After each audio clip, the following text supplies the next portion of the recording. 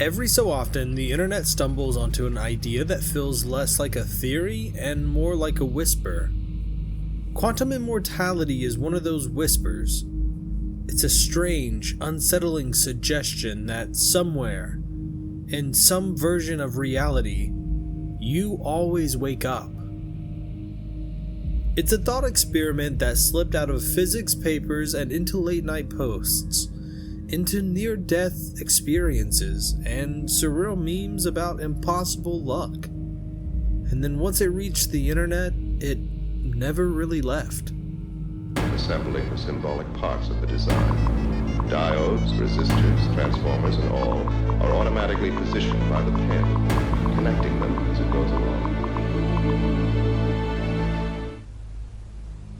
Quantum immortality is rooted in the many worlds interpretation.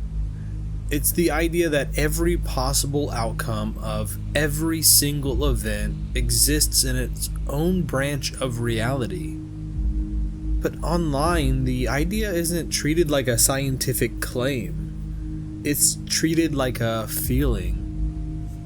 A way to describe those moments when life feels too improbable, too fragile, too strange to make sense of.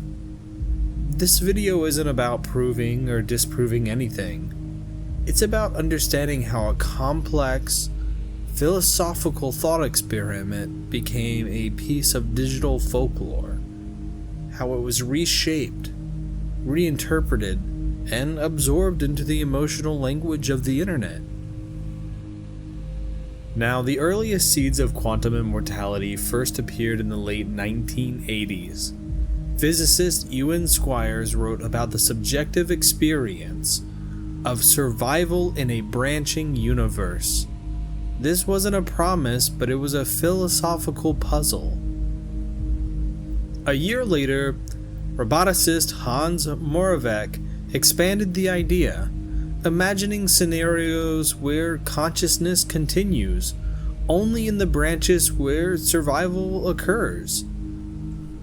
And then in 1998, physicist Max Tegmark introduced the quantum suicide thought experiment, which pretty much stated that no matter what, you could never experience your own death. And that if a person performs a life or death experiment, a version of them always survives, leading to a quantum immortality from the subjective perspective. None of these thinkers intended the idea to become comforting, or mystical, or even memeable, but once the internet got a hold of it, the idea transformed. To understand why this idea captured the internet's imagination, you have to understand the mechanisms behind it. In quantum mechanics, systems don't exist in one state or another. They exist in superpositions, multiple possibilities layered on top of each other. When a life or death event occurs, the many worlds interpretation suggests that the universe doesn't choose one outcome. It splits. One branch where you die and one you live. This idea being core to quantum immortality, because no matter what, your consciousness always goes to the branch where you live.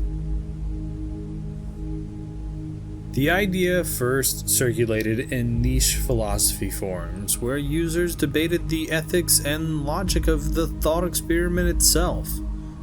It then moved into early YouTube, where creators used it as a narrative hook for science explainers. Reddit got a hold of it and transformed it, turning the idea into personal storytelling. People who shared near-death experiences, bizarre coincidences, and moments that felt like glitches. Twitter and TikTok reshaped it again, compressing the idea into short, punchy formats. 15-second clips of near misses, using darkly funny captions and aesthetic edits set to ambient music. Each platform just didn't spread the idea, it sort of manipulated it. Mutated it. Today, quantum immortality is less a theory and more of a shorthand. It's a way to describe a weird coincidence. It's a way to joke about surviving something ridiculous, and a way to express that eerie sense that life is stranger than it should be. It appears in memes, storytelling, and in late night confessions where people try to make sense of the chaos around them.